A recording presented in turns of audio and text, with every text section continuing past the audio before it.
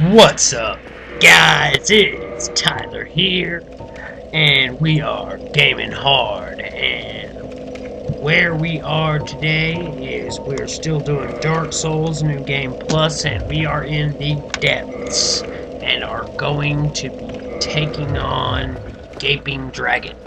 You can see I've equipped my plus 10 Fire Claymore, as a lot of enemies down here in the depths are weak to fire damage.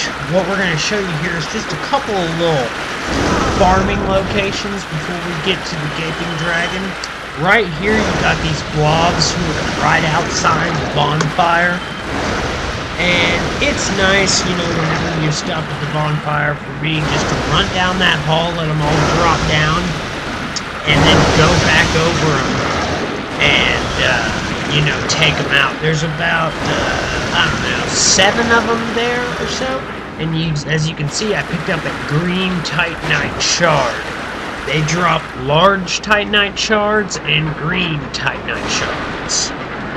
And they're pretty good for farming, especially if you have on the Covetous Gold Serpent Ring. You see what I did there is I just broke those crates and revealed a ladder that goes down to a door. Now that door is locked, but that's going to be a shortcut to the boss fight if you get killed by him and you want to get back quickly and you don't want to have to go back through all of this. And we're going to show you how to open that up before we get there. These are the rats, and right here in this little area there's about 10 rats total. And this is one of the best farming spots for humanity in the game. Throw on the Covetous Gold Serpent Ring, come down here in the depths, and farm yourself some humanity. Because you can get, you know, 20, 30 humanity in no time at all. Now, what we are doing here is we are traveling through the tunnels here.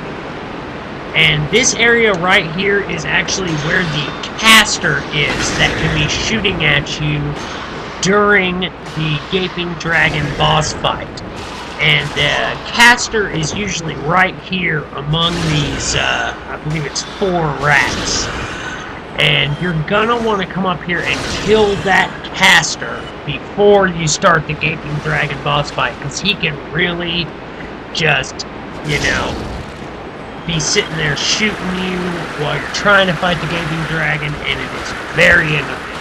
And the Gaping Dragon has a lot more HP on New Game Plus. It is a lot tougher of a boss, in my opinion. So you want to get that caster knocked out. I had already killed him, but he's right there among those 4 rats. And right now we're just, you know, probably just trying to find our way through. What we're actually doing now is we're dropping through a hole intentionally and taking on the plagued frogs. Also known as the basilisks. I think the basilisks is actually their proper name, but everyone calls them the cursed frogs. I'm sorry, not the plagued frogs, the cursed frogs. And that is because they can curse you. Now, I had put on the Curse Bite Ring, which will bolster your curse resistance quite a bit, and with that ring on, you really don't have to worry about it too much. And actually, through that particular hole that I dropped through, that's going to have you dealing with the least amount of cursed frogs on your way to the Gaping Dragon boss fight. If you drop through the other hole that's there in the tunnels, that's just there in that other room, you'll actually have to fight a lot more cursed frogs before you actually make it to the boss fight. Okay, what we're going to do here is we're going to run over and open up the shortcut just in case we do die. So we're running up the stairs here. We're going to open up the door and climb back up the ladder and show you that this is the shortcut straight back to the bonfire. We're just going to run down here. give the bon or I just close the door. Just keep the bonfire safe. Hey, bonfire. So anyway, that's the shortcut. Alright, heading back down. This is the route you'd be taking back if you die while fighting the Gaping Dragon. And the Gaping Dragon is a lot tougher on New Game Plus. If it's your first playthrough, this strategy will still apply. However, it'll just be a lot easier, and you'll likely do a lot more damage than I do here.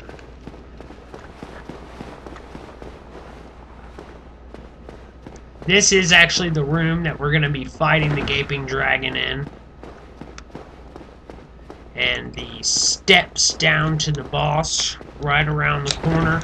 We're using the plus 10 fire claymore on him. And I've got the Dragon Crest shield. I don't really know why. This is pretty much just my my normal build to either be using the Dragon Crest shield or the Dark Hand. And there's a crocodile. And oh my god, that's not a crocodile.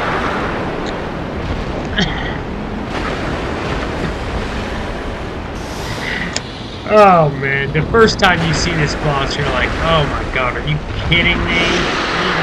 Holy shit. So the Gaping Dragon, man, he can be a really tough boss, or he can be a pretty easy boss. And the best advice I have for anybody is to try to stay on his side. But that is one of the dangers right there. You just saw it. His grab attack is one of the dangers of staying on his side. Every now and then he can just snatch you up to one of his claws.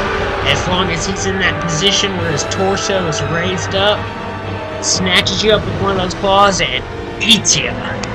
For weaker players, this will be instant death. But since I have a lot of HP, I was able to withstand it.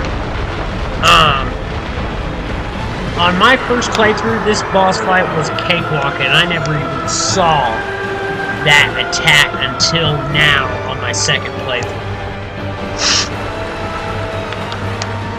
Alright, so we're just kind of keeping our distance from him right now, waiting for an opportunity to strike. We're going to run in here and get on his side and start hacking away. He moves forward, we get hit by one of the legs, which is a pretty easily avoidable attack, but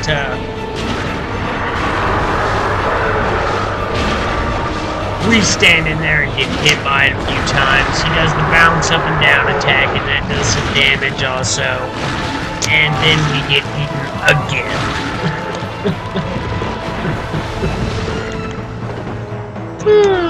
Well, we're just getting our bearings here.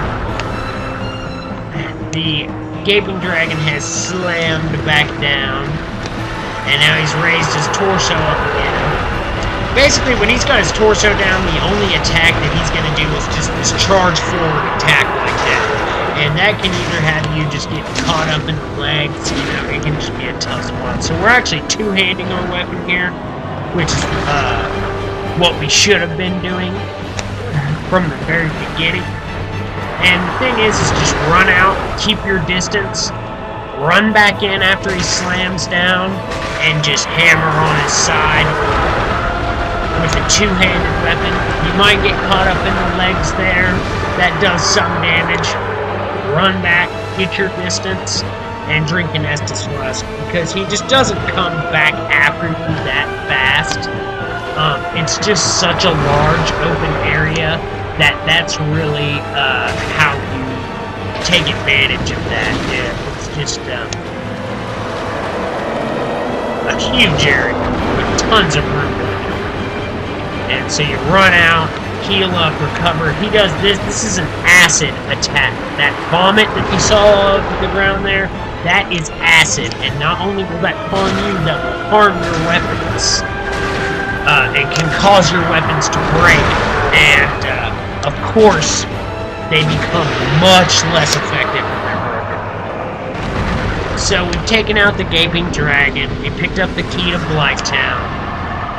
If you guys like this video, like, comment, subscribe, and more videos on the way. Keep on gaming hard.